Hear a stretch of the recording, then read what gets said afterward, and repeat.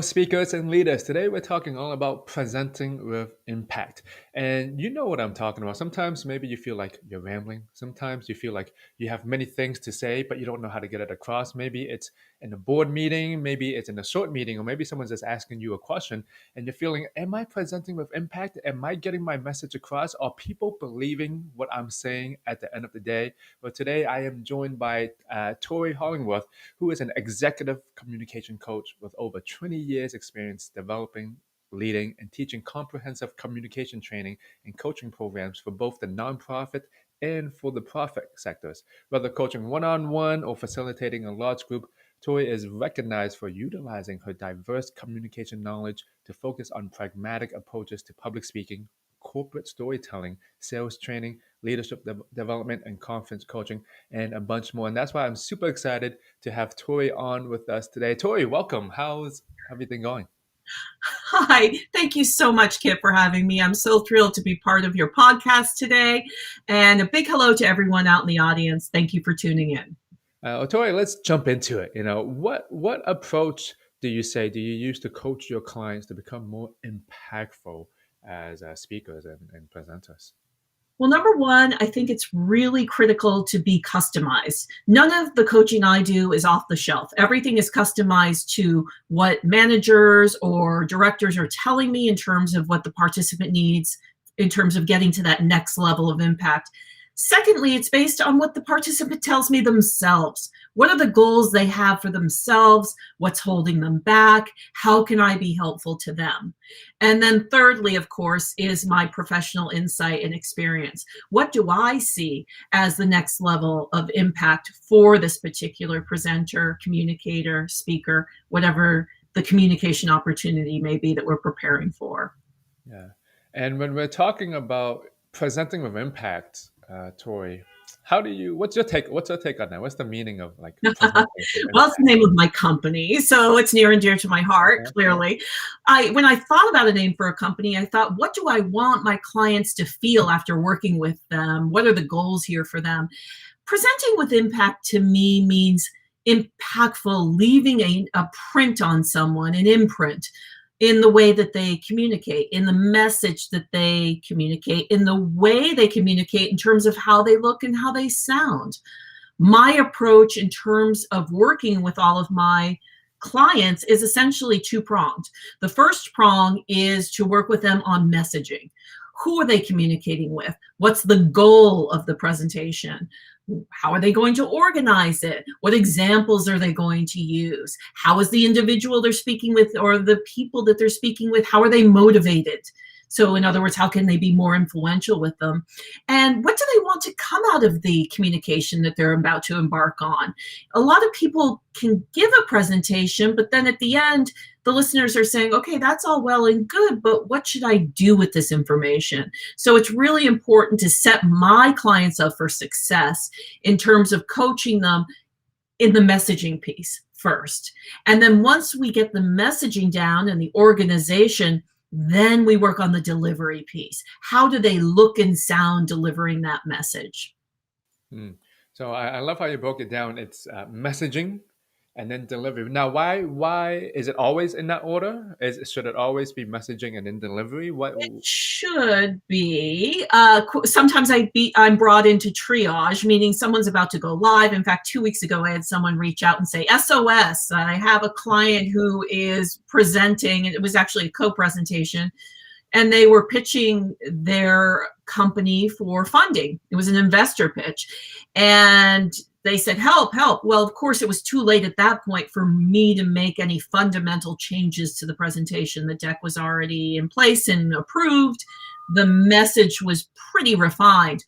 But I came in and helped with the delivery and then a few tweaks here and there in terms of a more robust introduction and a strong close and what is the ask, etc. Or why are you going into so much detail on this? I feel like, I'm a layman, but I feel like you're losing me as a listener in the translation on this slide. Sometimes people come in with very dense slides. They allow the deck to dictate the presentation versus them dictating the presentation. So that's a lot of what my coaching is about, is like, look, we live in a world of PowerPoint, let's face it. That's part of a lot of business presentations. but it's very critical for the speaker, excuse me, to really hone in on what their message is. Let them drive the presentation, not the slide deck drive the presentation. The slide deck should only be used to emphasize the message that the speaker brings to the listeners. It shouldn't be the main attraction. It shouldn't be speaker notes. It should not be follow the bouncing ball while I read everything on this particular slide. It should be just to back up those key points, to describe maybe something that's hard to verbally describe, like a graph or something complex, and to leave people with the key takeaways. Then Tori, why do you think most people have it kind of like backwards then, like focusing a lot on the PowerPoint and doing one slide after another and another?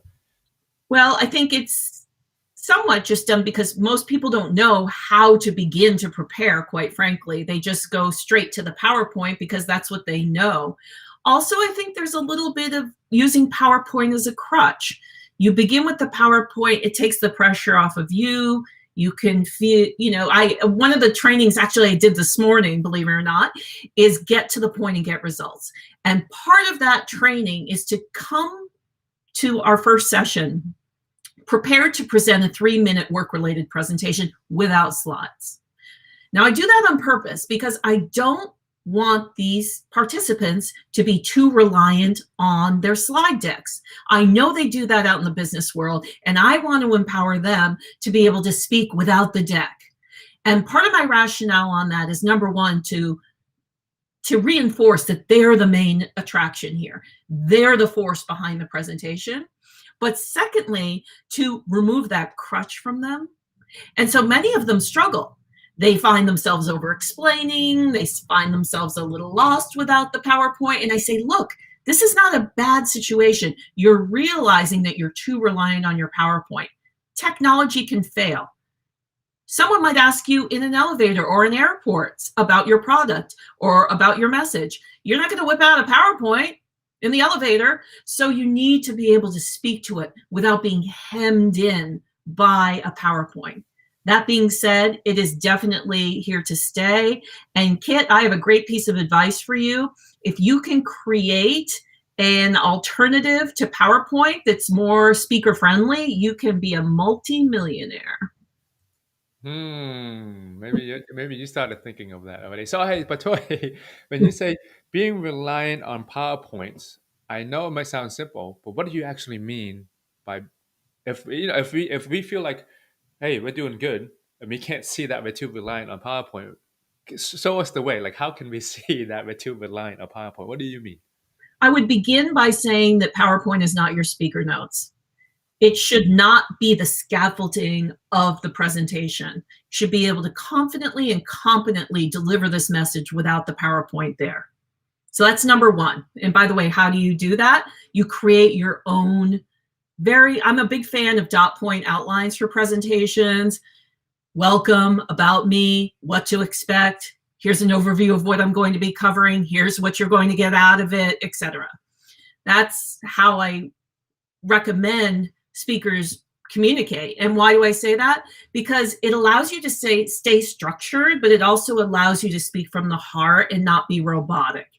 If you're utilizing PowerPoint with all of this note section full of your script, you're going to come across as robotic. And how does that happen? Because you're lost in the text, you're not in the moment, you're not focusing on your listener, you're not utilizing what we call vocal inflection, which is using your voice for engagement, right?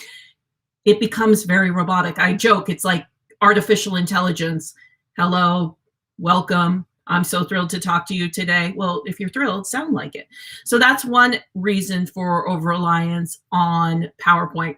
Another element that I'm seeing from very junior folks all the way up to senior folks as it relates to PowerPoint is allowing the PowerPoint to drive the presentation versus the speaker driving the presentation.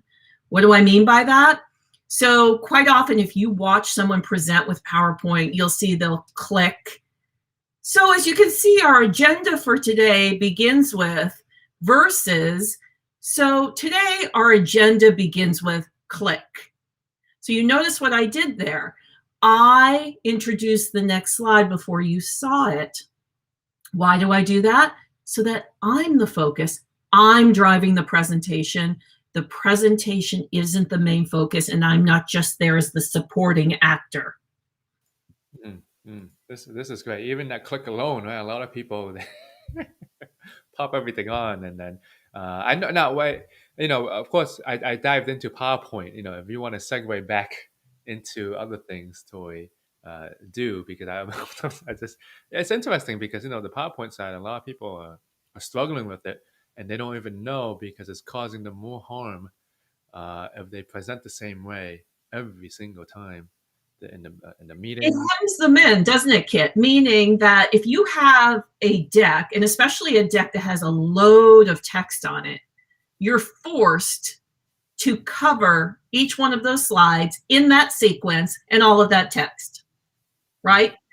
Imagine if you had less text and you were the focus. So sometimes someone will miss part 2 of one of my trainings and they'll say, "Hey Tori, I really love part 1. I'm so sorry I missed part 2. I had to be with a client, etc. Could you please send the deck to me?" And I'll say, "I can send it to you, but it won't make any sense without me speaking to it." mm, Because I use minimal text and then I fill in the details. And it allows me to pivot. If I have a group where we're running behind on time and I don't have time to go into details, I don't have to. It's not there. They don't feel like they're missing anything. yeah, I love that point. So you're the main show basically. They still have to hear you. So if we're presenting with impact and we're talking about messaging and delivery, what are some things that we could focus on when we do think about that messaging piece before we dive down into the PowerPoint? Well, about 90%, this is my made up fact, of course, of what makes a presentation effective is what takes place in your brain before you even open your mouth to speak. So, as I said a little bit earlier, who am I communicating with? In other words, who are my listeners? How much do they know about this topic? How little do they know about this topic? Because that dictates how deep I go into things. What's in it for them? What are they going to tangibly get by giving up 30, 40 minutes of their time to focus in and really pay attention to my message? It needs to be specific. It needs to be clear. It needs to be up early in the presentation. Sometimes people make the mistake of putting it at the end of the presentation, and then the listeners are like, shoot, I wish I had known that. I would have paid attention. So that's important. I always say, in terms of the customization piece, how are they motivated? How do you anticipate them to react? What questions do you expect them to have? Do you expect any pushback? If so, what type of pushback? So these are all things to think about. Again, closing. How are you going to close? I always say it's really important to have a strong opening where you lay out what you plan to cover, you introduce the topic, you introduce yourself if they don't know you, then you talk about what's in it for them or anything that you need out of them in that moment. For example, feel free to ask questions as we go throughout or text chat me if we're here on virtual. And then go into the body of the presentation. That's where most people start their presentation, is what I call the body. It's the actual guts of the presentation. And then you want to always close with a really strong 2-part closing. The first is a summary of the key takeaways. And I don't mean the entire presentation given all over again. I mean just the high level cherry pick need to know what are the key messages here, followed by that action statement. What do you want your listeners to do with this information once you've delivered it to them? Do you want them to take action by signing a contract? Do you want them to call a meeting? It could be something as simple, because sometimes I have a client that says, I really don't, it's just informational. I don't really need them to take any action. I say, well, one way to close is to say, if you have any further questions or you'd like any further details after the presentation, feel free to reach out to me. My contact information is below, and or I'll be in the building for the next 15 or 20 minutes if you'd like to grab me, if you have anything that comes to mind. Hmm. Well, we were talking about like introduction, body, closing. Where should we start? Did you say the body, or where should we begin first? Now we know a little bit And more the about the audience. introduction. So most people start with the body. Hmm. They go right into the presentation without giving it a proper intro. So today I had a new group of 20 that I'm working with for 2 half-day sessions on get to the point and get results. And the first 20 minutes of the workshop was essentially my introduction. And it was about me. I wanted to welcome them. I wanted to give them a little bit of history for those who didn't know me, talk about my history with their company. And why do I do that? To establish what we call credibility. In other words, these people are coming to the workshop or coming to a presentation and say, who is this woman and why should I listen to her? Well, it's my job to explain to them who I am. So I explain my credibility, my years in industry, my experience, not only within their department, but within all the other verticals of their company. Then I talk about a verbal agenda of what to expect. I talk about timing, how long we're together. I talk about we take a break mid-session so they can enter that into their minds. I talk about what's in it for them. They're going to reach their next level of impact. They're going to gain the confidence to pivot from long to short to medium presentations, take a 30-minute presentation and make it a 30-second pitch, how to think on their feet, how to answer challenging questions when they don't know the answer to them, how to manage visuals, how to manage a deck. So then that's essentially a high-level overview of what we'll be covering. And then I always close with how to get the most out of the training. And I say, push yourself, try new things. It's a safe environment. You're not in front of your clients. And if you wanted to get better at something or there's something that you don't feel as confident with, this is the time to try it. And I always also say that half of the coaching you'll receive through this training is from me. I'm the communication expert. But equally as valuable is your peer-to-peer coaching, the feedback you receive from your peers, because they're boots on the ground. They know your clients like you know your clients. They're in your business culture. They understand what the goals are of the communication. And so peer-to-peer feedback is extremely helpful. When a peer says to another in a breakout room, when I have a client who pushes back on that particular topic, here's a technique that I have found helpful is when I say it this way, or when I offer them 3 options, they tend to feel like they're more in control. And these are the 3 options I tend to offer, et cetera, et cetera. Tori, I have to say, you make me want to take your workshop right now, just listening. All right, let me get a confirmation agreement going. Can you tell us, tell us more about where to connect with you, Tori, and then afterwards, can we dive in a little bit into the delivery side? But first, let us know if you're working on any special projects. Where's the best place to connect with you? Because of course, today we're just scratching the surface of everything that you're just talking about. This is true. Well, of course, people can always reach out to me at Tori@communicate-with-impact. That's my work email. Kind of becoming my work email is my personal email as well. It's hollingworthtori@gmail.com. And then, of course, I do have a website, www.communicate-with-impact.com. Why do I have the dash? Because there is a Communicate with Impact.com, but it's a speech pathology company based in Arizona. So if you punch that in and you get some gal in Arizona, you're not the right website.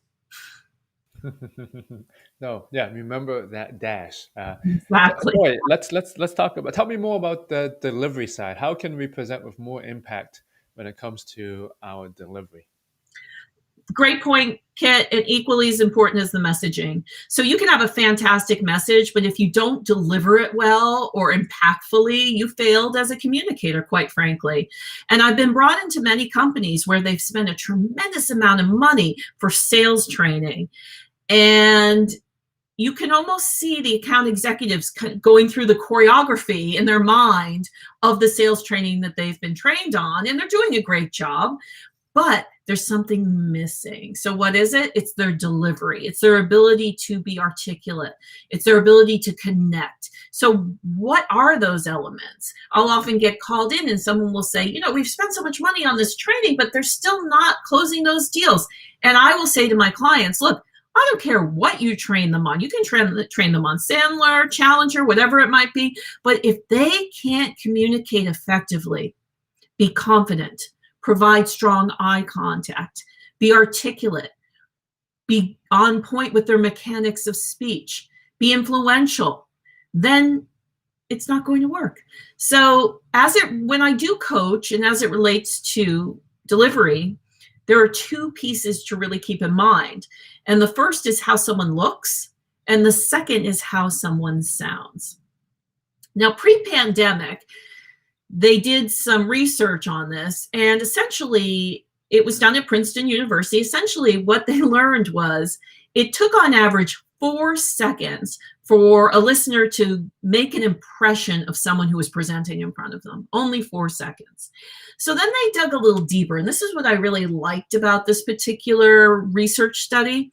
They went into the why and the how, and it was broken down into percentages. So 57% of the individuals who were in this study, who were listeners, based their impression on the speaker based on how they looked. 35% was based on how they sounded. So that leaves a remaining 8%. Kit, do you have any guesses as to what the 8% was? What is it? Tell us, Tori. The words they use. And this is bringing our conversation full circle, Kit, because guess what? PowerPoint is all about the words they use. So if you're focusing on PowerPoint, that's 8% of how people judge the presentation. Interesting to think about, right? So 92% is how you look and sound. What do I mean by that? Well, it's your nonverbal communication. It's smiling. It's making eye contact, or camera contact in today's day and age. It's purposeful gesturing, utilizing nonverbal communication to reinforce a message. Here's an example. So looking out over the next 6 months, here's what I predict might happen.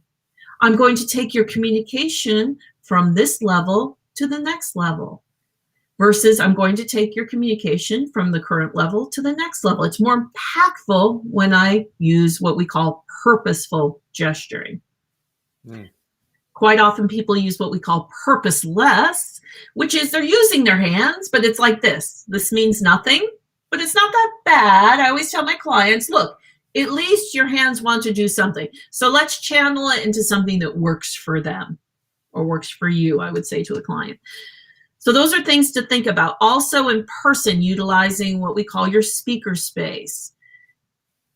Depends on where you're presenting. If you're in a conference room, will you be seated? Will you be standing? If you're presenting at a conference, will you be on a stage? How do you utilize that space? So it changes. When you're in a small environment, it's more about body placement in terms of making sure everyone can see and hear you. When you're in a large venue, it's more about breaking the room into thirds and making sure that everyone feels included in the conversation, whether we're talking 100 or 5,000. How do we make sure everyone feels included in this conversation? And then the coaching sometimes involves body placement with different markers throughout the presentation. Introduction, I'm on stage right. Then I move into point number 1 and I'm head on. And then I go into point number 2 and I'm over here, versus pacing back and forth. So again, pacing, it's not a bad thing. It partially the speaker knows they need to keep it moving. It's not good to stay stationary. However, this can be very distracting. When I coach people, I call it the cage tiger, going back and forth. So that's the look piece. And then the sound piece is your volume, your projection. You don't want to be too loud, but you also don't want to be too soft so that it's hard for people to hear you. And a very common element to coach on is rate of speech. People, when they become nervous, the endorphins kick in and a little bit of fight or flight instinct. So you can feel the adrenaline raising, right? And occasionally and often, it can lead to a very fast rate of speech. And when someone speaks too quickly, other people can't keep up. You're making the listener work too hard to, number 1, decipher what you're saying. And number 2, it's like drinking out of the fire hose. It's all coming at you at one time and it's overwhelming. So it's really important to be able to keep a proper rate of speech. Because I always say, if you talk really fast, something happens called assimilation, meaning all the words start to melt together in the listener's mind. They give up because you're making them work too hard. And then also, I don't come across as very confident or in control of my message. It seems like I'm kind of junior, even though I'm middle-aged. Something to think about. Hey, that was tough when you said it so fast. I think I should work for those FedEx commercials with the disclaimers. Or maybe now I notice all of the pharmaceutical ads. They have a million disclaimers and they have to cram it all in 5 seconds. Yeah. Tori, what else do you want to touch on before we leave? I mean, you gave us a bunch of great information, a bunch of great takeaways and ahas today. Anything else you want? I always have a bunch of questions, but I want to ask you, is there anything else you want to touch upon today? Well, I just want everyone to know that it's important to always push yourself and to continue your development, whether you are new in the workforce or whether you are speaking at a wedding, a ceremonial toast or something. I understand that public speaking doesn't come naturally for everyone. However, it's a skill. And just like any skill, it can be improved with some coaching and with some practice. If you're not in a position where you are ready to use a coach, I think your best friend can be your smartphone. Essentially, recording yourself and playing it back. And I always coach my clients, a great technique is to mute it and watch yourself. Is that how I want to look when I present? What could I improve upon?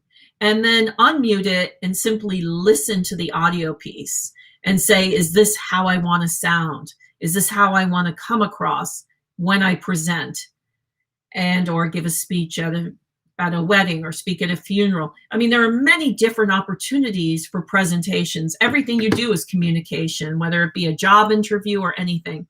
But the most important thing is to, number one, identify what you're doing well so you can continue to leverage it and do well with it. And then identify those areas for growth and improvement. How can I improve as a communicator and as a presenter? And of course, your good friend, Tori Hollingworth, is always here to help at Communicate with Impact. Yes. So everyone, go give Tori a follow. Communicate with Impact. Because if you want to keep on stepping up your game as a communicator, then you need the best coach, Tori, by your side.